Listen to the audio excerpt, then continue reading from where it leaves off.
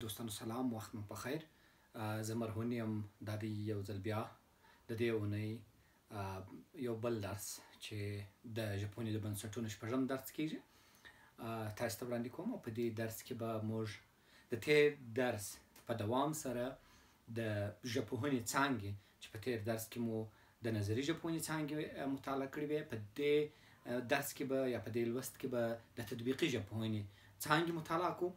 ولې په دې برخه کې ډېر نوي او جدي مسایل شته چې هغه هم ستاسو سره شریکوو.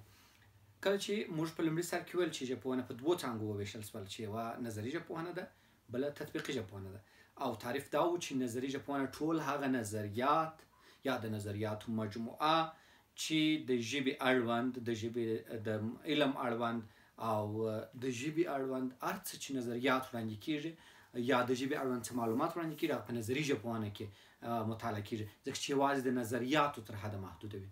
ولې د تطبیقي ژبپوهنې ساحه تر نظري ژبپوهنې ډیره پراخه او وسیع ده او په همدغه اندازه ډیره دقیقه او په مطلق یو ساینس باندې بدله شوې ده. لکه څنګه چې په ساینسي علومو کې هر څه پر تجربه ولاړ دي، هر څه ثابت دي، په ژبپوهنه کې هم ډیر څه تقریبا 99% شان ثابت دي، یوازې بدلیدونکي په هغه حالت کې دي چې د زمانې او د تاریخ سره تحول کوي. موږ په ژبپوهنه کې په خاص توګه په تطبیقي ژبپوهنه کې فورمولیک مخ ته ځو او ژبه په فورمولیک توګه ګورو. هغه نظریات چې په نظري ژبپوهنه کې وړاندې شوي دي په تطبیقي توګه یې پر ژبه عملي کوو او په ژبه کې یې ګورو.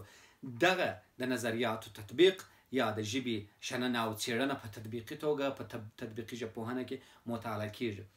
د پخوانیو تعریفونو پر اساس د تطبیقي ژبپوهنې تر ټولو پراخه او وسیع څانګه تشریحي ژبپوهنه ده. تشریحي ژبپوهنې تعریف دا دی چې په یو مشخص زمانه کې د یوې مشخصې ژبې داخلي ساختمان څېړل د تشریحي ژبپوهنې په نوم یادیږي. ولې متاسفانه د افغانستان ځینې ژبپوهان، ځینې مورخین یا ځینې هغه خلک چې له ژبې سره اړه لري، هغوی په تېروتنه سره مورفولوژي او فونولوژي اکثره وخت په تشریحي ژبپوهنه خطا کړي دي.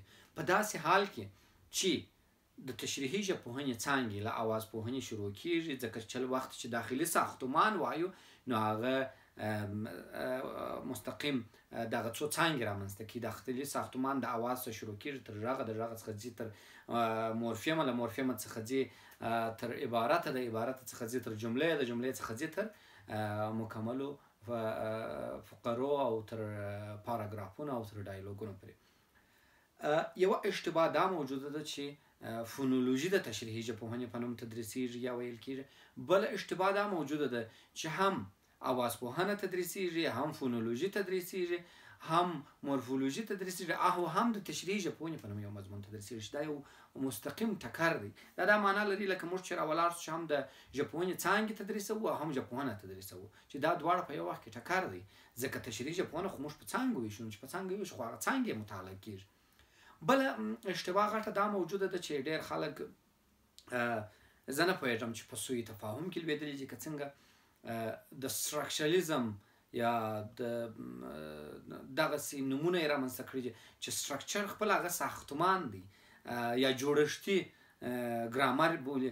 ګرامر دی جوړښتي یا فعاله فونولوژي وایي. فعاله فونولوژي چې وایي نو فونولوژي خپله فعاله ده. ته چې فونولوژي مطالعه کوې نو خو د اوازونو یا د غږونو ارتباط، تاثیرات یو پر بل مطالعه دا خو د فعاله په حالت کې راځي. که ته په ساقط حالت ته یوسې نو خو بیا دغه نه پیدا کوي. خو دا هغه فرعي بحثونه دي. راځم د تطبیقي ژبپوهنې څانګې ته. تطبیقي ژبپوهنې لومړی او تر ټولو مهمه او اساسي څانګه چې ده، چې ډېر بحث او ډېر مسائل په همدغه دغه کې دي، هغه تشریحي ژبپوهنه ده.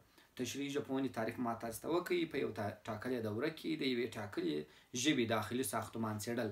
کله چې داخلي ساختمان مو ویلي، موږ د ژبې په تعریف کې ویلي وه چې د ژبې جوړښت له اواز څخه پیل کېږي تر غږه، له غږه څخه ځي تر مورفیمه، له مورفیمه څخه ځي تر عبارته او تر فقرې او بالاخره تر جملې او ډایلوګونو پورې. نو مستقیم چې کله د تشریحي ژبپوهنې بحث راځي نو تشریحي ژبپوهنه هم پر څانګه ویشل کېږي. لومړنۍ څانګه یې اوازپوهنه ده چې موږ یې په یو مستقل مضمون په حیث تاسو ته تدریسوو.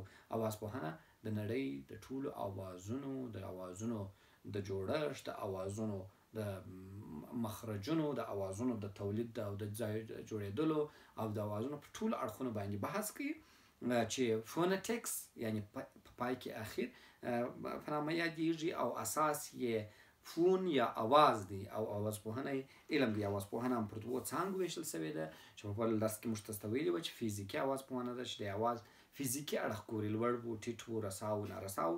بله یې فزیولوژیکي اوازپوهنه ده چې د انسان د وجود په غړو کې اوازونه مطالعه کوي.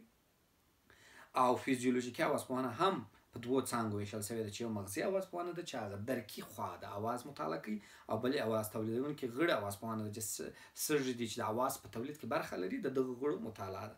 د اواز څخه وروسته موږ ویلي وه چې د اوازونو په ژبني محیط کې د مطالعې څخه غږونه منځته راځي. که چیرې یو اواز ژبني محیط ته ننوتی او د مشخصې ژبې نو بیا په غږ بدلیږي او فونیم ځینې جوړېږي او فونولوژي علم کېږي. د اوازپوهنې اساس فون سو، په پښتو کې اساس اواز سو او علمي اوازپوهنه سول چې فونټکس یې نوم دی، او د غږپوهنې اساس فونیم دی، فونولوژي علم دی چې په پښتو کې ورته غږپوهنه یا غږپوهنه وایي.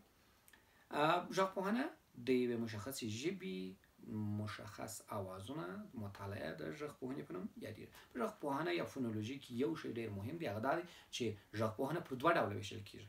یوه عمومي غږپوهنه ده چې د نړۍ ټول غږونه مطالعه کوي د یو بل د مقایسې، او بل اختصاصي د یوې ژبې مشخصه فونولوژي ده یا غږپوهنه ده چې مشخصه توګه ته د یوې ژبې داخلي اوازونه سره دغه کوي.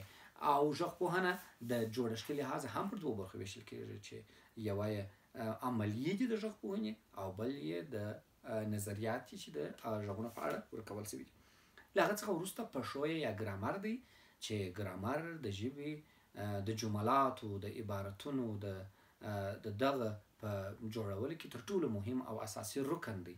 په ګرامر کې عمومي توګه د افعالو د زمانو او د دغو د اوښتونو راوښتونو څخه بحث کوي چې مثلا یو فعل په تیره زمانه کې څنګه ګردانیږي، په اوس کې څنګه کېږي، په راتلونکي کې. یعنی ګرامر په عمومي توګه د ګردانونو علم دی، یا په بله اصطلاح ووایو چې د زمانو سره په ارتباط د کار یا د کړ تشریحي حالت د ګرامر په وسیله.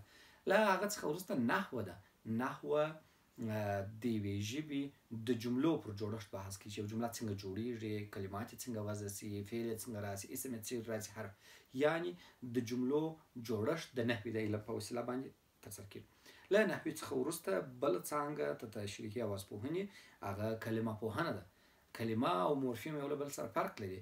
هر هغه ژبنی واحد چې مستقله معنا ولېږدوي، که ترکیب وي، که اشتقاق وي او که ساده وي، هغه د کلمې په نوم یادېږي، ولې مستقله معنا به لېږدوي. ولې مورفیم هم مستقله معنا لېږدوي او هم یې نه لېږدوي. نو دا د کلمې او مورفیم فرق دی.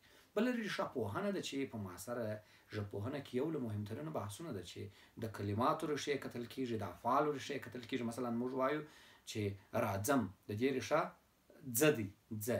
یا مثلا راغلل، د دې ریښه غل ده. یا مثلا دغه د ریښه پیژندنې یو علم دی چې دا په تشریحي ژبپوهنه کې له خورا ځانګړي او خاص ځای څخه. له دې څخه وروسته یو بله عمومي څانګه لهجه پیژندنه ده چې په یوه ژبه کې څومره لهجې موجودې دي، څه خاصیتونه لري، څه اړخونه لري او څنګه موجود دي. بله مقابلوي ژبپوهنه ده چې له مقایسوي ژبپوهنې سره فرق لري. مقابلوي ژبپوهنه دې ته وایي چې ته یوه ژبه د بلې ژبې په مقابل کې ګورې، مقایسه کوي نه، مقابله ورسره کوي چې دغه ژبه د دغې ژبې سره څه فرق لري، دغه ژبه د دغې ژبې سره په کم متفاوت اړخ کې موجوده ده. او د مقابلوي ژبپوهنې وروسته موږ مقایسوي ژبپوهنې ته یو بل ژبه د بلې ژبې سره مقایسه کوي او ورته والی یې مطالعه کوي. دا د مقایسوي ژبپوهنې. نو په عمومي توګه موږ د ژبپوهنې په دوهمه څانګه تطبیقي ژبپوهنه کې د ژبپوهنې ټول اړخونه ځکه تر مطالعې لاندې نیول کېږي چې نظریات رااخیستل کېږي او په تطبیقي توګه مطالعه کېږي. نو ستاسې په دې 4 کاله 8 سمستره کې تاسې له اوازپوهنې څخه شروع کوئ، ځئ فونولوژي ته یا غږپوهنې ته، د غږپوهنې څخه ځئ ګرامر ته، د ګرامر څخه ځئ نحوې ته، د نحوې ته ځئ کلمه پوهنې ته، د کلمه پوهنې څخه ځئ نور اړخونو ته چې ټوله یې ما تاسو ته دلته تشریح کړه. دا د ژبپوهنې د بنسټونو د نن بحث و. په بل درس کې به موږ یو بلې نوې موضوع ته ننوځو چې ستاسې دپاره به په زړه پورې او جالبه وي. ولې یو شی بیا وایم، هیڅ علم پای او اخر نه لري. بالخصوص ټولنیز علوم همیشه د تحول او تغیر په حالت کې دي.